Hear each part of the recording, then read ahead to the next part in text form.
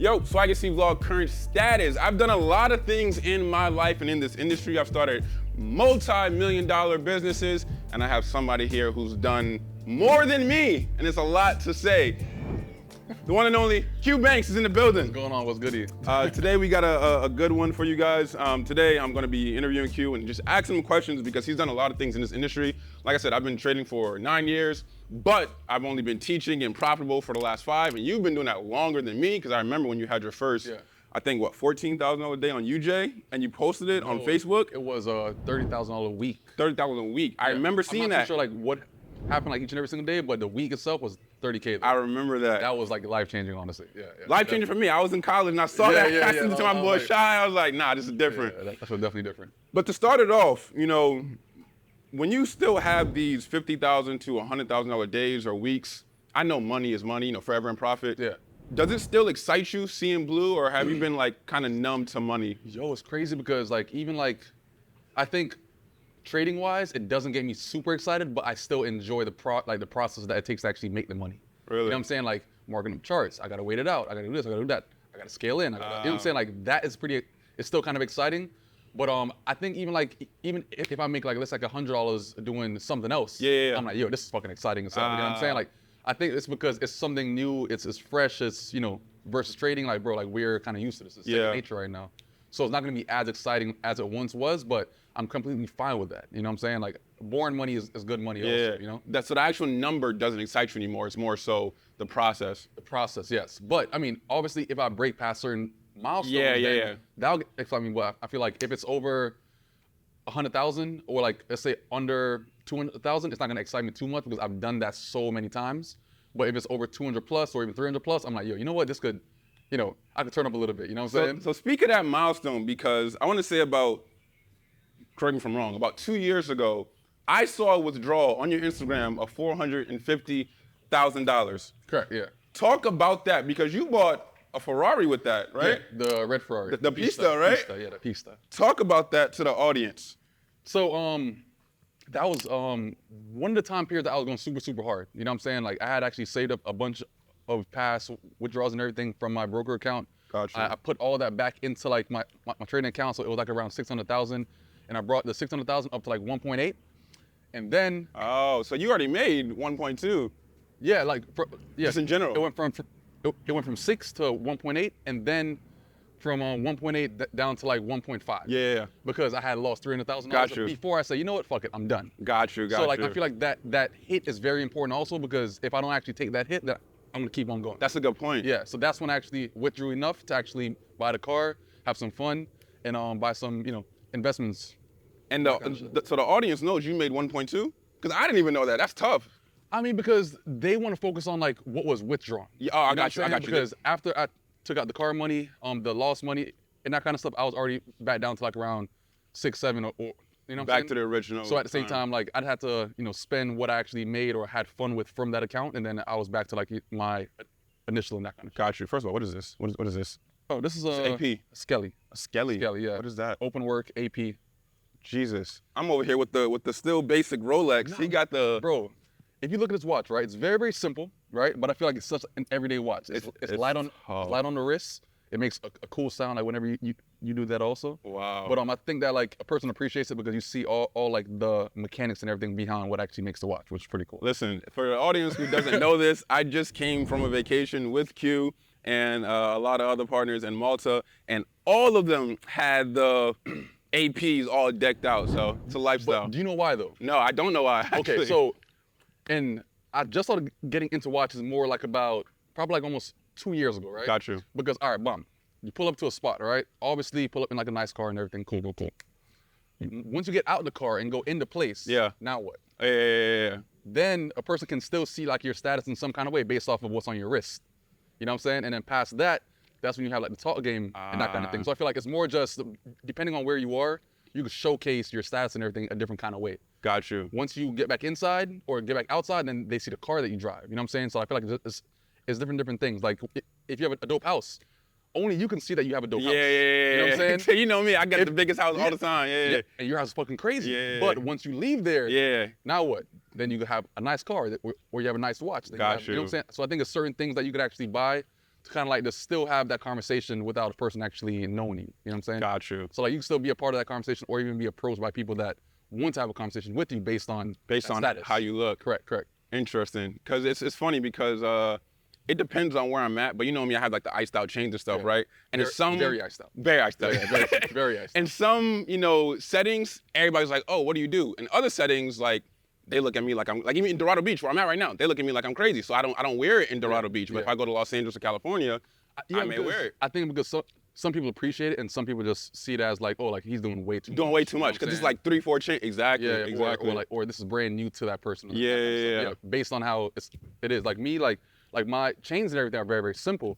But at the same time, like I like a nice watch. I like very, very, very, very like light, subtle jewelry, that doesn't really overpower like my drobe and that kind of stuff. You know what I'm saying? So that watch costs a lot more than a lot of people's houses. Well, yeah, this watch is like, I mean, it's not like my most expensive watch, but this watch is like $145. I seen the expensive watch at Anthony's wedding. That's the Millie watch. No, well, I have it's like a gold version of a gold AP with a green face. That's $300,000. Jesus Christ. Yeah, but that was a gift. You know what I'm saying? I know. Yeah. That was a gift, so I never Good came out of gift. pocket. But at the same time, like if you have business partners that's actually willing to give you $300,000 watches, Very, like, very yo, different. Keep them around. You know what I'm saying?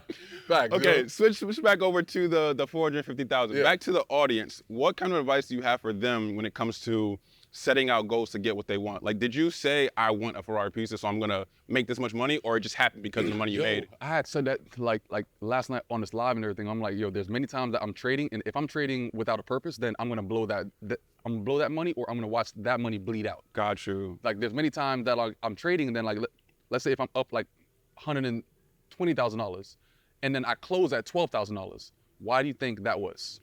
Because I'm not aiming for anything. You know what I'm saying? But if I had a goal on my board and that kind of stuff that I'm aiming for, all right, bomb, 120, close out. Because I'm putting that money towards something. But if I have no goals in mind and that kind of thing, that money just being made to be made. That makes sense. There's no kind of like goal behind that. So like I have no eager to actually close out because I'm not aiming for anything. So I feel like at the time, like I was aiming for a new car, but I never knew what. So every single chance that I get, like even on my board now, I said it says 150 over plus close. Because I have no reason to want to make more than 150, I feel like. You know what I'm saying? Like past 150, come on, bro. So you gotta have that like as an affirmation on your board, something you see. Bro, I have to. Because if it's not on my board, like I could see 150 on my charts and I'm like, yeah. It's play money, yeah. It's nothing. I get you. But if it's on my board and I'm saying 150 plus, I have no reason to keep on going. No reason. But, you know what I'm saying? But I try to actually withdraw at least $100,000 a week and that kind of stuff if I'm having like a good trading week at least. But if I have a trade floating profit, if it's past 150, I have no reason why I shouldn't close. Talk about getting to that point of those $100,000 weeks. Do you think that's attainable trading a major, or it has to be a pair like a US 30 or, you know, even a gold per se? Nah, bro. I think it's more, it's not even like pair base, it's more just applying the pressure base. Like I was talking about this like last night about greed. Like what do you think about greed? In terms of trading? Yeah. People have a lot of it, and for me, I made a video a few days ago about like, I don't care if it's 10K or I don't care if it's 50K, like I'm gonna be very, very happy, but I feel like a lot of traders, you know, want more than the charts actually give them, and they end up blowing their account because of it. But you don't think that greed is also pretty important in some kind of way?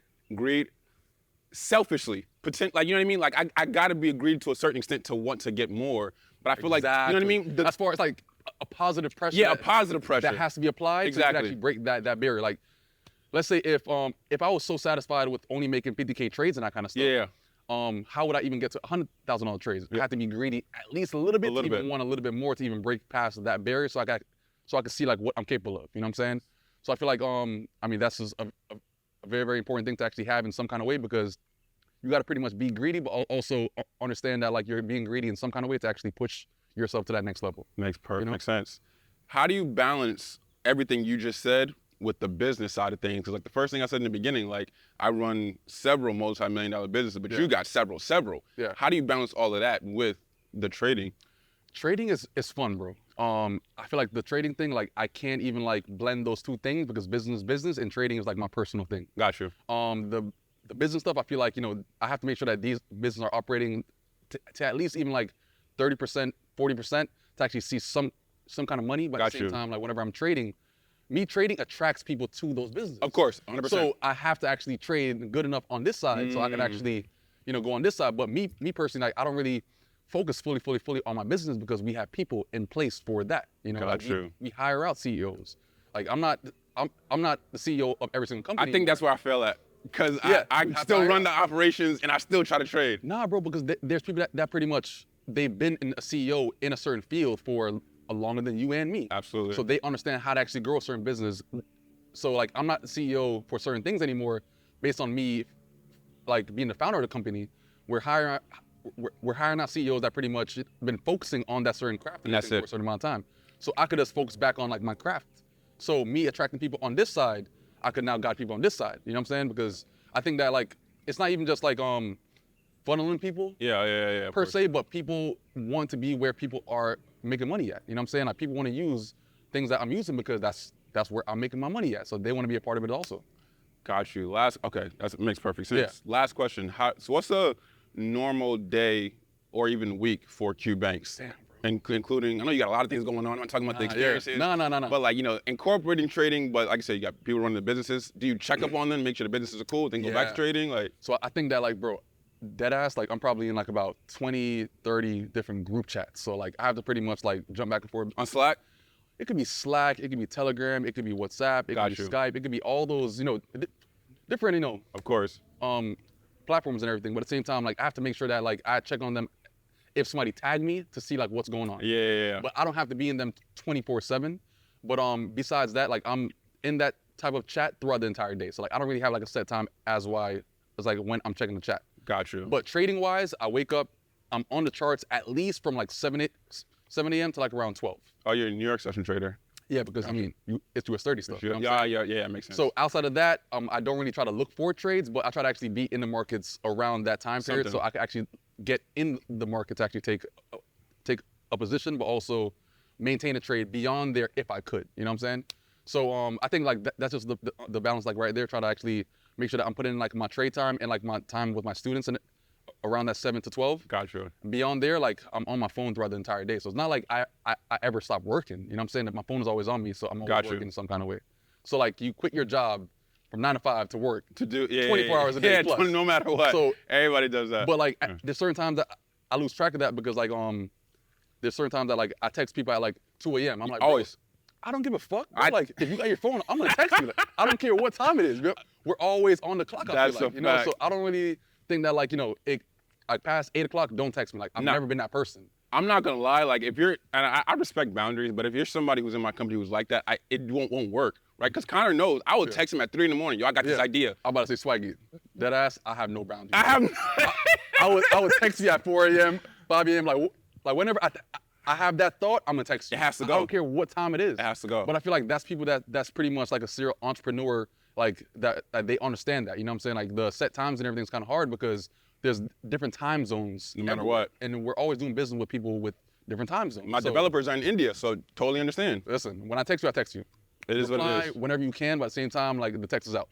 You know? That makes perfect sense. Actually, this is the last question, and this is completely unrelated. No worries. Balance all of that out with being a father, because I am now a father. I got a second one on the way. Oh God. How does that, like, talk about being a father and how much joy does, seeing your daughter happy, and then does that make you want to continue to grow the empire, or does that make you want to be like, all right, I got enough? Nah, man. So I feel like everyone has to come to a point that they're satisfied. Well, like it's okay to like just chill and vibe for a little bit. Got you. I feel like the mentality of like a lot of entrepreneurs like nowadays, like they have to like what's next? Like what's next? Like they're always trying to figure out like what's next. When in reality, like bro, like it doesn't always have to be what's next. Absolutely. It could just be like, yo, like I'm chilling. I'm vibing for a little bit. Like I don't have to keep on wanting to get more and more and more and more and more. Like if you keep on chasing money, for example, like that's one thing in life that doesn't ever stop. Absolutely. Like it's a Googleplex, which is the largest number ever. That's what you're pretty much chasing, which can never really be achieved. You know what I'm saying? So I feel like just making enough that you could pretty much buy what you want, go where you want, like live however you want, your family's good. Like once you pretty much can obtain that, that's when you could pretty much just vibe out and chill. Like you don't have to keep on going. So I feel like just me understanding that, there's many times that I turn down podcasts. I've turned down going places because I'm like, you know what, like I'm about to chill with my girl, I got and something my to do. daughter and everything. You know what I'm That's saying? a Like, fact. I don't need to actually do business shit 24/7. I'm good. No matter what. Family time is just probably even way more important than a lot of business. It is. You know? And I didn't realize that, like, when Bailey was pregnant the first time. Yeah. But the minute Allura was here and she started smiling at me, Yeah. it was a wrap. It was a wrap. My heart was given to her, Listen, no matter what. Whatever you want, girl, I'm there. Well, no You know what I'm matter saying? what. Nah, and like, I'm a big thing. Like, I pick up my daughter and drop her off to school every single day, It's a big time. and I'm never late. Big time. And I make sure that I'm never late. Yeah. So like, it might seem small to some people, but like, bro, like, I make sure that I'm always on time. Yep. She's never ever wondering like, oh, like, where's daddy and that kind of stuff. Like, she knows that like, if she needs anything, she'll call up daddy and I'll be right there. So that alone, I feel like it's just like a very, very like important thing to even like knowing that you could be there for your family at any point, and you could always drop business, or a business is not as important as your family No matter what. because you want to make sure that she's growing up knowing that she could depend on a certain parent. Yeah, or a family period. I've seen you know? podcasts where they're just like, their kid is 17 and they're just like, I just regret working so much when they were 2, 3, 4. I'm never getting to that point. No. So, Q, Yeah. appreciate Gotcha. the simple conversation. Guys, we have to stop this right now and do our real quick podcast because he does have to go pick up his daughter and go to lunch. So, appreciate you coming through. Gang life. Later, guys. Peace. Guys, I hope you enjoyed that video with me and the one and only Q Banks. If you want to see more, we actually just did a much longer sit-down podcast right over there that is going on our Deep Pockets podcast channel as we plan on growing that channel out. So if you want to see more, go to that channel right now by clicking the link below, and I'll see you guys in the next video. Later.